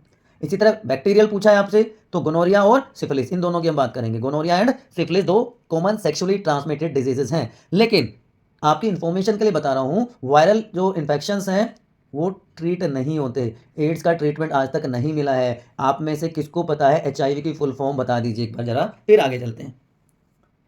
सोना नहीं है, चैन से सोना है तो जाग जाओ। ये जो 15 दिन है, ये 7 वीक वाला जो टाइम पीरियड है, वो आपके लिए बहुत बहुत बहुत क्रूशियल है बच्चों। Human immuno deficiency virus, human immuno deficiency virus causes AIDS, acquired immuno deficiency syndrome. चलिए, अब दोनों बैक्टीरियल इन्फेक्शंस की बात कर लेते हैं। बैक्टीरियल इन्फेक्शन में पहला है गोनोरिया। तो सबसे पहले कॉजेटिव ऑर्गेनिज्म की किसकी वजह से होता है, पॉजिटिव ऑर्गेनिज्म जो है बच्चों इसका निजेरिया गोनोरी, ठीक है। निजेरिया गोनोरी जो कि बैक्टीरिया है, ये कॉज करता है क्या, गोनोरिया। जो सेक्सुअली ट्रांसमिटेड डिजीजेज है ना बच्चों, उनके सिम्टम्स ऑलमोस्ट कॉमन से होते हैं कि उनमें जेनाइटल ऑर्गन में ईचिंग होती है, स्वेलिंग आ जाती है। दूसरी जो बैक्टीरियल एसटीडी है that is syphilis, and syphilis is caused by treponema pallidum. ये पॉजिटिव ऑर्गेनिज्म हो गया, ट्राइपेनोमा पैलिडम कॉजेज सिफिलिस। इसकी अलग अलग स्टेजेस होती हैं, यहाँ पे देख पा रहे होंगे। ये सीरियस होता चला जाता है, अगर इसका ट्रीटमेंट ना लिया जाए तो ये सीरियस होता चला जाता है कि शुरू में हेडेक होगा, स्किन में अल्सर होंगे, मसल्स में पेन होगा, बाद में रैशेस शुरू हो जाते हैं, मैंने अभी बताया, वेट लॉस होना शुरू हो जाता है, और सीरियस कंडीशन आ जाती है, इंटरनल ब्लीडिंग शुरू हो जाएगी, रेस्पिरेशन का फेलियर हो जाएगा, जो हमारे इंटरनल ऑर्गन है बॉडी के, हार्ट हो गया, ऐसे इंटरनल ऑर्गन डैमेज होना शुरू हो जाते हैं। तो आपको इतना डिटेल में जाने की जरूरत नहीं, आपको पॉजिटिव ऑर्गेनिज्म याद रख लेना, ये दोनों सिम्टम याद रखने हैं, आपका काम हो जाएगा, ठीक बा, ओके बा। चलिए, तो 4 क्वेश्चन हो गए हमारे। पोलिनेशन क्या होता है, पोलिनेशन क्या होता है, डिफरेंट टाइप्स बताने हैं, ठीक है जी, डिफरेंट टाइप्स बताएंगे हमारे बच्चों को, एजेंट्स बताने हैं, बिल्कुल बताएंगे, and how does suitable pollination leads to fertilisation, ठीक है बच्चों। तो सबसे पहले काम, सबसे पहली बात का कि पोलिनेशन क्या होता है। देखिए, मेल पार्ट को कहते हैं, क्या कहते हैं, एंथर, और फीमेल पार्ट होता है, क्या होता है फीमेल पार्ट, जिसमें स्टिग्मा, स्टाइल और ओवरी होते हैं, बताइए बताइए बताइए बताइए फटाफट। तो transfer of pollen grain, transfer of male gamete to the female part, stigma of the female part is known as pollination. ठीक है, ये प्रोसेस क्या कहलाती है? पोलिनेशन। जैसे ही स्टिग्मा पे, उसी स्पीशीज के स्टिग्मा पे जाएगा, पोलन ट्यूब की फॉर्मेशन स्टार्ट हो जाती है, और वो पोलन ट्यूब मेल गैमेट को, मेल न्यूक्लियाई को फीमेल एग न्यूक्लियाई के पास लेके जाती है। ठीक है, तो ये तो हो गया पोलिनेशन। दो टाइप का पोलिनेशन कॉमनली होता है, एक को कह देते हैं हम सेल्फ, दूसरे को कह देते हैं क्रॉस पोलिनेशन। ये भी आपको बात समझ में आ गई। चलिए दिखाते हैं कैसे होता है सेल्फ और क्रॉस पोलिनेशन। कि अगर एक ही प्लांट में दोनों पार्ट प्रेजेंट, सॉरी एक ही फ्लावर में दोनों पार्ट प्रेजेंट है, देख रहे हो आप, ये है एंथर, नीचे का पार्ट होता है इसका फिलामेंट, ये मेल पार्ट हो गया एंथर और फिलामेंट। ठीक है, और उसी फ्लावर में फीमेल पार्ट भी है, जिसको ऊपर का हिस्सा क्या कहलाता है? Stigma. Middle part is called style, और सबसे नीचे का हिस्सा ओवरी कहलाती है। इस ओवरी में ओव्यूल्स प्रेजेंट होते हैं। ठीक, तो ऐसे फ्लावर जिसमें मेल और फीमेल पार्ट दोनों एक साथ प्रेजेंट हो तो उनको कहते हैं बाईसेक्सुअल फ्लावर। तो अगर उसी फ्लावर में एंथर या पोलन ग्रेन, एंथर से जो पोलन ग्रेन है, मेल गैमेट है, वो ट्रांसफर हो जाए stigma of the same flower, then it is known as self pollination. याद रहेगा। लेकिन अगर प्लांट में या फ्लावर में सिर्फ या तो मेल पार्ट है या फीमेल पार्ट है, या दोनों एक साथ मैच्योर नहीं होते, तो एक फ्लावर के एंथर से पोलन ग्रेन जो है दूसरे फ्लावर के स्टिग्मा पर ट्रांसफर हो जाए, उस पोलिनेशन को कहते हैं बच्चों क्रॉस पोलिनेशन। अब क्रॉस पोलिनेशन के लिए एजेंट्स की जरूरत होती है, जिनको हम वेक्टर्स या पोलिनेटिंग एजेंट्स कहते हैं। उन वेक्टर्स या पोलिनेटिंग एजेंट की हेल्प से ये क्रॉस पोलिनेशन पॉसिबल होता है। तो जो सेकंड पार्ट था क्वेश्चन का कि डिफरेंट टाइप्स की हमने बात कर ली, टू एजेंट्स ऑफ पोलिनेशन। तो टू एजेंट्स ऑफ पोलिनेशन की अगर हम बात करें तो दोनों तरह के एजेंट्स हो सकते हैं, बायोलॉजिकल या बायोटिक और एबायोटिक। विंड के थ्रू जब पोलिनेशन होता है तो उसको कहते हैं एनीमोफिली, और अगर वाटर के थ्रू पोलिनेशन होता है तो उसको कहा जाता है हाइड्रोफिली। ठीक, बर्ड्स के थ्रू होगा, एनिमल्स के थ्रू हो सकता है, इंसेक्ट्स के थ्रू होगा तो उसको एंटीमोफिली कहते हैं, इंपॉर्टेंट है एंटीमोफिली। तो ये अलग अलग, जूफिली कह देंगे इसको, आप सोचोगे सर ने एनिमल का नहीं बताया। तो ये कोई भी एजेंट इसमें से आप दो लिख सकते हैं। और तीसरा पार्ट है कि successful, how does suitable pollination leads to fertilization. देखो बच्चों, जो ये पोलिनेशन प्रोसेस होती है वो होती है स्पीशीज स्पेसिफिक। स्पीशीज स्पेसिफिक का मतलब ये है कि एक पर्टिकुलर स्पीशीज का जो पोलन ग्रेन है, मेल गैमेट है, वो आके जब उसी स्पीशीज के स्टिग्मा पे स्टिक करेगा, वहां पे आके जुड़ जाएगा, तब ही ये केमिकल चेंजेस स्टार्ट होंगे और पोलन ट्यूब की फॉर्मेशन स्टार्ट होगी। ये पोलन ट्यूब जो मेल जर्म सेल है, मेल गैमेट्स के जो न्यूक्लियाई हैं, उनको लेके जाएगा फीमेल जर्म सेल तक, जहां पे जाके फर्टिलाइजेशन हो जाएगा। ठीक है, तो यहाँ पे मेल और फीमेल दोनों हैप्लॉइड सेल्स हैं, तो इसे डिप्लॉइड जाइगोट की फॉर्मेशन हो जाती है, तो इसको कहते हैं जनरेटिव फर्टिलाइजेशन। लेकिन जो सेंट्रल सेल है यहाँ पर वो होती है डिप्लॉइड, और मेल न्यूक्लियाई है हैप्लॉइड। अगर ये दोनों फ्यूज होंगे उसके बाद तो प्राइमरी एंडोस्पर्म न्यूक्लियस की फॉर्मेशन होती है, जो कि नरिशमेंट प्रोवाइड करेगा डेवलपिंग जाइगोट को। तो ये क्या कहलाता है? Vegetative fertilization. तो एक बार में दो बार फर्टिलाइजेशन प्रोसेस हो रही है, इसलिए एंजियोस्पर्म में जो फर्टिलाइजेशन है उसको डबल फर्टिलाइजेशन कहा जाता है। एक और कंसेप्ट आपका क्लियर हो गया यहाँ पे। ठीक है, तो ये तीनों के तीनों पार्ट हमने डिस्कस कर लिए हैं। अब आ जाता है सेकंड चैप्टर के इंपॉर्टेंट क्वेश्चन। आप देखिए रिपीटिशन का लेवल 2, 3, 4, 5 एंड 20, 24, 6। दो डिफरेंस बताने हैं आपको एक्वायर्ड और इनहेरिटेड ट्रेट के बीच में। चलिए बता देंगे, उसके बाद सेकंड पार्ट बाद में बात करते हैं। एक्वायर्ड ट्रेट क्या होता है बेटा? ऐसा ट्रेट, ट्रेट का मतलब आप सिंपल वर्ड में समझ सकते हो, कैरेक्टर। तो एक्वायर नाम से पता चल रहा है ना आपको, वर्ड मीनिंग के थ्रू साथ भी जाएंगे। तो एक्वायर्ड मतलब जो कोई भी ऑर्गेनिज्म अपनी लाइफ टाइम में जो कैरेक्टर, जो ट्रेट डेवलप करे, वो क्या कहलाता है? Acquired trait. जैसे कोई सिंगर बन जाता है, आप में से किसकी क्या हॉबी है आप प्लीज कमेंट सेक्शन में बताइए। कोई सिंगर बनना चाहता है, कोई डांसर बनना चाहता है, कोई क्रिकेटर बनना चाहता है, कोई डॉक्टर बनना चाहता है, कोई इंजीनियर बनना चाहता है, कोई आईएएस बनना चाहता है। तो वो क्या है? आपकी इंटेलिजेंस, आपने जो डेवलप की, आपने जो नॉलेज गेन की आपके लाइफ टाइम में, वही तो आपके काम आ रही है। लेकिन ये ट्रांसफर नहीं होगी पेरेंट्स से ऑफस्प्रिंग में, एक जनरेशन से दूसरी जनरेशन में नहीं ट्रांसफर होती है। इसलिए क्रिकेटर का बेटा क्रिकेटर बने या डॉक्टर का बेटा डॉक्टर बने, ऐसा नहीं होता ना। इसलिए इसका इवोल्यूशन में भी कोई डायरेक्ट रोल नहीं होता। ठीक है, तो एक्वायर्ड ट्रेड्स क्या हो गए? ऐसे ट्रेड्स जो कि इंडिविजुअल अपने स्पेशल कंडीशन या लाइफ टाइम में गेन करता है, ये ट्रांसफर नहीं होते एक जनरेशन से दूसरी जनरेशन में, और can not have direct evolution impact. ठीक, दूसरी तरफ इनहेरिटेड, इनहेरिटेंस का मतलब ये होता है transmission of character from one generation to next generation. तो पेरेंट्स से ऑफस्प्रिंग में एक जनरेशन से दूसरी जनरेशन में जो कैरेक्टर्स आते हैं वो इनहेरिटेड कैरेक्टर्स कहलाते हैं। ठीक, ट्रांसफर होते हैं। और डायरेक्ट इंपैक्ट होता है इवोल्यूशन में। इसलिए आपने सुना होगा, आपने देखा होगा, जब कोई बच्चा पैदा होता है तो क्या कहते हैं, इसकी नाक तो इसकी मम्मी की जैसी है, इसकी आंखें तो इसके पापा की जैसी है। क्यों? क्योंकि बेसिक बॉडी प्लान जो है ना बच्चों, वो ट्रांसमिट होता है पेरेंट से ऑफस्प्रिंग्स में। याद रहेगा। चलिए, अब ये क्या कह रहा है, tail of mouse is cut for 21 generation, will the tail occur in 22nd generation of the mouse, give the reason to support your answer. बिल्कुल जी, 21 जनरेशन तक हमने टेल कट कर दी। अब जो टेल है बेटा, वो क्या है, दो टाइप की सेल्स होती हैं बॉडी में, एक होती है सोमैटिक सेल्स और दूसरी होती है जर्मिनल सेल्स। जर्मिनल सेल्स का मतलब जो रिप्रोडक्टिव ऑर्गन से रिलेटेड होती हैं, जो गैमेट फॉर्मेशन में हेल्प करती हैं, वो क्या कहलाती हैं, जर्म सेल्स। तो जर्म सेल में जो चेंजेस होंगे ना, वो ट्रांसमिट होते हैं one generation to next generation. लेकिन जो ओवरऑल बॉडी की ग्रोथ, मेंटेनेंस, डेवलप के लिए सेल्स रेस्पॉन्सिबल होती हैं, उनको कहा जाता है सोमैटिक सेल्स। तो सोमैटिक सेल्स के जो चेंजेस होंगे, they are not transmitted to next generation. अब जो टेल है वो क्या है, सोमैटिक सेल का एग्जांपल है, गैमेट फॉर्मेशन में तो रोल प्ले करता नहीं। तो अगर हम 2100 जनरेशन तक भी अगर टेल कट कर देंगे माउस की, तो टेल लेस माउस कभी भी पैदा नहीं होंगे, क्योंकि वो कैरेक्टर टेल लेस माउस कभी भी पैदा नहीं होंगे, क्योंकि वो सोमैटिक सेल्स का चेंज है, ट्रांसमिट नहीं होगा नेक्स्ट जनरेशन में। आपने देखा किसी इंसान का एक्सीडेंटली अगर हाथ कट जाए, पैर कट जाए, तो जरूरी थोड़ी उनके बच्चे में भी वही कैरेक्टर दिखाई देगा, नहीं दिखाई देता ना, सेम रीजन है। ठीक, चलिए okay, question number 2। Oh how very good. इससे बच्चों को बहुत डर लगता है, बहुत डर लगता है इस क्वेश्चन से, है ना, कि दो पी प्लांट है, वन विद राउंड एंड ये देखिए कैपिटल लेटर है, तो ये क्या हो गया, dominant character, round yellow, round yellow is dominant. ठीक है, एक मिनट, इसको मैं ऐसे दिखा देता हूँ, राउंड है और येलो भी हो गया। ठीक है, उसके बाद रिंकल्ड ग्रीन, रिंकल्ड ग्रीन, ये रिसेसिव हो गया। ठीक, ये पेरेंटल जनरेशन, ये पेरेंट है। अब जब गैमेट फॉर्मेशन होगी तो इधर से दोनों कैपिटल और इधर से दोनों स्मॉल आएंगे और दोनों गैमेट्स कंबाइन कर जाएंगे F1 जनरेशन में, और इंपैक्ट कैसा आएगा, सारे के सारे कैसे होंगे, सारे के सारे होंगे राउंड एंड येलो, क्योंकि F1 जनरेशन में सिर्फ डोमिनेंट कैरेक्टर अपना इफेक्ट दिखाएगा बच्चों। यहाँ तो कोई समस्या, ये खुद भी यही कह रहा है कि F1 progeny that have round and yellow seed. अब F1 ऑर्गेनिजम्स का सेल्फ पोलिनेशन करवा दिया। ठीक है, चलो जी हम भी करवा देंगे F1 जनरेशन का, ये हमने करवा दिया सेल्फ क्रॉस।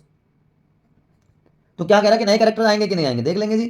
तो यहाँ पे देखा, एक कैरेक्टर होता है तो दो टाइप के गैमेट्स बनते हैं, यहाँ पे दो कैरेक्टर हैं तो चार टाइप के गैमेट्स की फॉर्मेशन होगी, ये चार गैमेट्स बन जाएंगे इधर, and same 4 type of gametes are form here also. ठीक, यहाँ तो कोई कंफ्यूजन किसी बच्चे को, कोई कंफ्यूजन नहीं है। चलिए,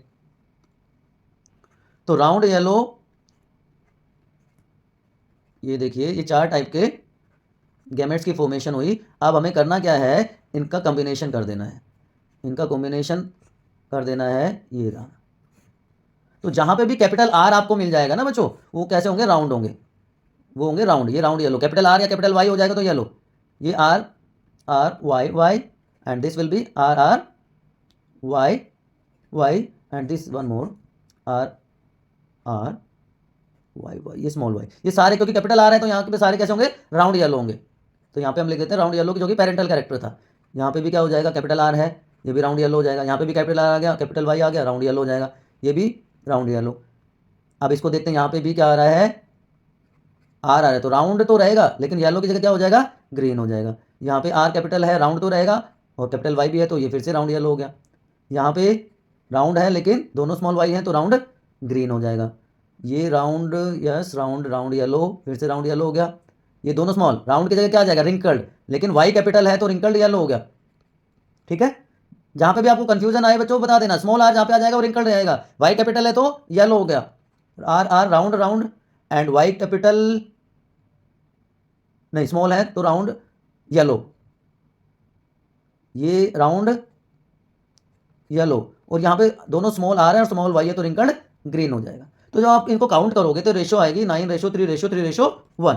ठीक, अब देखिए टोटल 16 कॉम्बिनेशंस बने हैं। क्या पूछ रहा है बताइए, कि टोटल 160 सीड्स हैं, है ना, टोटल 160 सीड्स हैं, तो कितने नए कॉम्बिनेशन होंगे। देखो हमने कहाँ से स्टार्ट किया था, हमने बच्चों स्टार्ट किया था, हमारे पास था राउंड येलो था और रिंकल्ड ग्रीन था, राउंड येलो था और रिंकल्ड ग्रीन था, तो ये तो हो गए पेरेंटल, ये कैरेक्टर्स, ये फीचर्स कैसे हो गए, पेरेंटल। तो 16 में से 10, 16 में से 10, तो 160 में से कितने हो गए, 100 तो पेरेंटल हो गए। और ये क्या है, राउंड के साथ ग्रीन आ गया और रिंकल्ड के साथ येलो आ गया, तो टोटल 6 हैं। तो 6/16 इंटू 160, तो 60 न्यू कॉम्बिनेशंस बनेंगे और 100 पेरेंटल कॉम्बिनेशंस बनेंगे। याद रहेगा आपको? चलिए, इसमें थोड़ा सा कंफ्यूजन आता है बच्चे, अगर आपको अभी भी कोई कंफ्यूजन आ रहा है तो प्लीज आप कमेंट सेक्शन में मुझे बता देना। नेक्स्ट क्वेश्चन की तरफ चलते हैं। नेक्स्ट क्वेश्चन क्या कह रहा है जी? नेक्स्ट क्वेश्चन कह रहा है कि आपको डिफरेंस बताने हैं डोमिनेंट एंड रिसेसिव ट्रेट। ये क्वेश्चन देख के बच्चों को सांस में सांस आई होगी वो वाला क्वेश्चन करने के बाद, कि हाश ये आ जाए वो क्वेश्चन ना आए। चलिए लो, इसमें भी वही हो गया। What percentage of plants in F2 generation were round in Mendel's dihybrid rose between round yellow and wrinkled green pea plants? उसी को कैरी फॉरवर्ड कर दिया। चलिए कोई बात नहीं, पहला पार्ट पहले कर लेते हैं कि भाई हमारे पास डोमिनेंट का मतलब जो अपना इफेक्ट दिखा दे दूसरे की प्रेजेंस में, और रिसेसिव बेचारा दुबला पतला सा चुपचाप सा पड़ा रहेगा भाई। अब जब उसके जैसे होंगे तो ही अपना इफेक्ट। एक कॉमन सा एग्जांपल आप ले सकते हो कि मान लो आपकी क्लास में या हर क्लास में होता है, हर जगह होता है कि एक बच्चा जो टॉपर होता है हर टेस्ट में भाई उसी के सबसे ज़्यादा नंबर आते हैं। दूसरा एक और बच्चा है जो बेचारा उतनी ही मेहनत करता है लेकिन कहीं ना कहीं एक आध नंबर 2 नंबर कम रह जाते हैं उसके। तो जब तक वो क्लास में आएगा, किसी भी टेस्ट में आएगा, तो उसका इफेक्ट नहीं दिख पाता ना। जब तक वो टॉपर है हमेशा वही टॉपर आता है क्लास में, लेकिन जिस दिन वो एब्सेंट हो गया, क्लास में टेस्ट हो गया, तो कौन कौन आएगा टॉपर? वो जो बेचारा हमेशा सेकंड आता था। या आप दूसरा समझ लो ना, दो बच्चों की लड़ाई होती है, एक हमेशा दूसरे को पीट देता है, हालांकि वो भी स्ट्रॉन्ग है लेकिन वो उसके अलावा किसी और को पीट देता है। तो डोमिनेंट वो हो गया जो अपना इफेक्ट दिखा दे हर कंडीशन में। F1 जनरेशन में चाहे वो होमोजाइगस कंडीशन है चाहे वो हेट्रोजाइगस कंडीशन है, दोनों में अपना इफेक्ट दिखा देगा तो वो क्या कहलाएगा? Dominant trait. F1 जनरेशन में अपना इफेक्ट दिखाएगा, लेकिन रिसेसिव F1 में अभी हमने देखा था ना, रिसेसिव अपना इफेक्ट नहीं दिखा पाता। रिंकल्ड ग्रीन नहीं थे F1 जनरेशन में, तो ये अपना इफेक्ट नहीं दिखा पाते। ये सिर्फ होमोजाइगस कंडीशन में अपना इफेक्ट दिखाएंगे, होमोजाइगस रिसेसिव। ठीक है, तो होमोजाइगस और हेट्रोजाइगस दोनों कंडीशन में इफेक्ट दिखा देगा तो डोमिनेंट, सिर्फ होमोजाइगस स्टेट में दिखाएगा तो recessive. Pure and hybrid can not be identified, पता ही नहीं चलता कि टोल में ये भी टोल है और ये भी टोल है, लेकिन इसमें क्योंकि ये हमेशा दोनों स्मॉल लेटर्स के फॉर्म में होंगे ड्वार्फ, तो उसको हम चेक कर सकते हैं। ठीक ना? अब F2 सेकंड पार्ट क्या था? सेकंड पार्ट ये है व्हाट परसेंटेज ऑफ प्लांट्स। अभी मैंने बताया ये क्या पूछ रहा है, राउंड येलो रिंकल्ड ग्रीन कितने होंगे। चलिए उसी क्रॉस पे दोबारा चलते हैं। राउंड येलो रिंकल्ड ग्रीन पूछ रहा है, round yellow and wrinkled green. तो टोटल 16 थे हमारे पास। राउंड येलो कितने हैं? 3। रिंकल्ड ग्रीन कितना है? 1। तो 3/16 इंटू 100। ठीक है, 300/16, तो 20% के आसपास आप कह सकते हैं। एंड 1/16 ये 6 पॉइंट समथिंग के आसपास हो जाएगा। ये वो 160, क्योंकि उसमें दिया हुआ था कंडीशन, इसलिए आया था बच्चों, कंफ्यूज नहीं होना है ना। ये 160 नंबर ऑफ सीट्स दिया हुआ था। यहाँ पे हम क्या कर रहे हैं, परसेंटेज निकाल रहे हैं 100 में से। तो 20% के आसपास तो रिंकल्ड येलो होंगे और 6% के आसपास क्या होंगे? रिंकल्ड ग्रीन होंगे। राउंड ग्रीन भी 20% के आसपास होंगे, क्योंकि ये दोनों का रेशो सेम है। ये 6.57% के आसपास होंगे। और ये कितने बच गए? ये 54-55% के आसपास हो गए राउंड येलो। ठीक, समझ आया? चले आगे। चलो सर चलो, अब क्या कर सकते हैं, हमें तो चलना ही पड़ेगा, है ना। हताश निराश परेशान व्याकुल असमंजस की स्थिति में नहीं रहना है। जहां पे भी कंफ्यूजन आए पूछ लेना है, सर आपके साथ इसीलिए तो है ना। चलिए कितने क्वेश्चन हो गए? चलिए बताइए। 8 क्वेश्चन हो गए मेरे ख्याल से अभी तक, 8 क्वेश्चन हो गए। अब डोमिनेंट और रिसेसिव की बात हम कर रहे थे ना, तो ये वो सारे डोमिनेंट कैरेक्टर हैं बच्चों, बहुत इंपॉर्टेंट है ये भी, ये आपको याद रखना। मेंडल ने 7 कैरेक्टर स्टडी किए थे, 7 कॉन्ट्रास्टिंग ट्रेट स्टडी किए थे, है ना। ये 7 के साथ ये थे। Seed shape, seed colour, seed shape में राउंड, ये ऊपर वाले डोमिनेंट है सारे, ये सारे के सारे डोमिनेंट हैं। स्टेम की लेंथ टॉल या ड्वार्फ, इसको प्लांट लेंथ भी कह देते हैं। Seed shape, seed colour, flower position, pod shape, pod colour, ये तो पेयर में हो गया ना, एक स्टेम लेंथ, ये याद रख लेते हैं। अब आप में से कितने बच्चे बता सकते हैं मुझे कि मेंडल ने कौन से प्लांट पे काम किया था? कॉमन नेम मैं बता देता हूँ, पी प्लांट पे काम किया था, गार्डन पी पे काम किया था। गार्डन पी को कहते हैं बेटा पाइसम सटिवम, या सटाइवम भी बोल देते हैं बच्चे, सॉरी इसको अलग अलग लिखना पड़ेगा, है ना। बॉटनिकल नेम है ना पाइसम सटाइवम। एक और होता है, एक होता है वाइल्ड पी, आपको कंफ्यूज करने के लिए दे सकता है ऑप्शन में। वाइल्ड पी होता है लथाइरस ओडोरेटस, लथाइरस ओडोरेटस इज वाइल्ड पी। लेकिन आपको ध्यान क्या रखना है, गार्डन पी, पाइसम सटाइवम पे काम किया था। ये 7 कैरेक्टर लिए थे, जिसमें ये सारे डोमिनेंट, ये सारे रिसेसिव। चले आगे, चले चलो चले चलो चले चलो। साहिल क्या हो गया भाई? साहिल ने एक एक्सपेरिमेंट कर दिया जी, चलो बहुत बढ़िया बात है, कि वो देखना चाह रहा था कि इनहेरिटेंस पैटर्न क्या होता है, कि कैसे जीन ट्रांसमिट होते हैं एक जनरेशन से दूसरी जनरेशन में। ठीक है बच्चों, तो उसने टॉल पी प्लांट को शॉर्ट पी प्लांट के साथ क्रॉस करवा दिया। F1 में सारे टॉल आए, बिल्कुल, क्योंकि डोमिनेंट है। तो टॉल हो गया ये, और शॉर्ट, वैसे तो ड्वार्फ वर्ड यूज किया जाता है लेकिन यहाँ पे इन्होंने शॉर्ट किया है तो हम शॉर्ट लेके चलेंगे। ये गैमेट्स बने, और ये गैमेट्स कंबाइन हो जाते हैं F1 जनरेशन में, और सारे के सारे कैसे होते हैं, हेट्रोजाइगस टॉल, हेट्रोजाइगस टॉल। ठीक, तो डोमिनेंट अपना इफेक्ट क्योंकि होमोजाइगस कंडीशन में भी दिखाता है और हेट्रोजाइगस कंडीशन में भी दिखाता है। ठीक है, अब क्या पूछना चाह रहा है भैया, चाहते क्या हो? What will be the set of genes present in F1 generation? This is the set of genes present in F1 generation, heterozygous. Okay ji, why this polarity? Give reason why only tall plants are observed in F1 generation. अभी मैंने बताया था in F1 generation only dominant trait, dominant character will show its effect. क्यों दिखाता है बताओ, ये करके दिखाओ। बिकॉज वो होमोजाइगस और हेट्रोजाइगस दोनों कंडीशन में अपने आप को एक्सप्रेस कर सकता है, होमोजाइगस और हेट्रोजाइगस दोनों कंडीशन में अपना इफेक्ट दिखा सकता है, तो वो क्या होता है, डोमिनेंट ट्रेट होता है। ठीक, इसीलिए F1 जनरेशन में सिर्फ हेट्रोजाइगस टॉल प्लांट अपना इफेक्ट या इफेक्ट दिखाते हैं। Clear to everyone? ये भी देखिए, इसने भी हैट्रिक ली हुई है, 16, 21, 22। Question number 10। ओके जी, ए सेक्सुअली रिप्रोड्यूस ऑर्गेनिजम्स हैं। इसी वर्ड से आपका आंसर आ जाना चाहिए, आपको कुछ ज़्यादा सोचने समझने का मतलब दिमाग लगाने की जरूरत ही नहीं होनी चाहिए कि ए सेक्सुअल रिप्रोडक्शन है। चलिए फिर भी हम क्वेश्चन को पढ़ते हैं। ए ट्रेट, ट्रेट का मतलब character, trait x exist in 5%। Trait x कहाँ है, बिल्कुल आपको क्वेश्चन के हिसाब से चलना होता है। ट्रेट एक्स कितने में है, 5% पॉपुलेशन में है।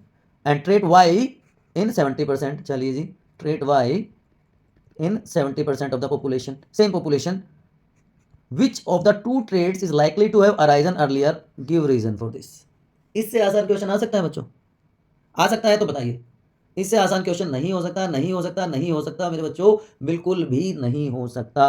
देखिए, हमने क्वेश्चन नंबर 1 में ही डिस्कस किया था, ए सेक्सुअल रिप्रोडक्शन का बेनिफिट मैंने आपको बताया था। किस किस बच्चे को याद है बताइए, कि अगर क्या प्योर लाइंस मेंटेन रखनी है, कि बेसिक बॉडी प्लान को सेम रखना है, तो ए सेक्सुअल रिप्रोडक्शन बेनिफिशियल है। दूसरा मैंने आपको ये बताया था कि रैपिड मल्टीप्लिकेशन अगर करना हो, शॉर्ट टाइम स्पैन में नंबर ऑर्गेनिजम्स का बढ़ाना हो, तो क्या कौन सा मेथड है, कौन सा टाइप का रिप्रोडक्शन इफेक्टिव होता है? यस, ए सेक्सुअल रिप्रोडक्शन। तो ए सेक्सुअली रिप्रोड्यूस ऑर्गेनिज्म है, ये वाला जो ट्रेट है ये 70% में मिलता है, ये वाला 5% में मिलता है। तो सीधी सी बात है ना कि ये ऑर्गेनिज्म था, ये रिप्रोड्यूस, ये रिप्रोड्यूस, इस तरह से नंबर बढ़ता जा रहा है, 1 से 2, 2 से 4, 4 से 8 and so on so on so on. तो नंबर कहाँ तक पहुंच गया उसका, 70%। तो सीधी सी बात है, पहले आया तो पहले नंबर ज़्यादा हुआ, ये बाद में आया, ये कैरेक्टर बाद में अपीयर हुआ, तो नंबर थोड़ा सा कम है। तो सीधी सी बात है, जो 70% वाला ट्रेट है, ट्रेट वाई जो है, वो अर्लियर आया, क्योंकि रैपिड मल्टीप्लिकेशन की वजह से एसेक्सुअली रिप्रोड्यूस ऑर्गेनिजम्स में सेम पॉपुलेशन में उसका नंबर ज़्यादा था। Clear clear clear clear clear, mic check mic check. ठीक, याद रहेगा?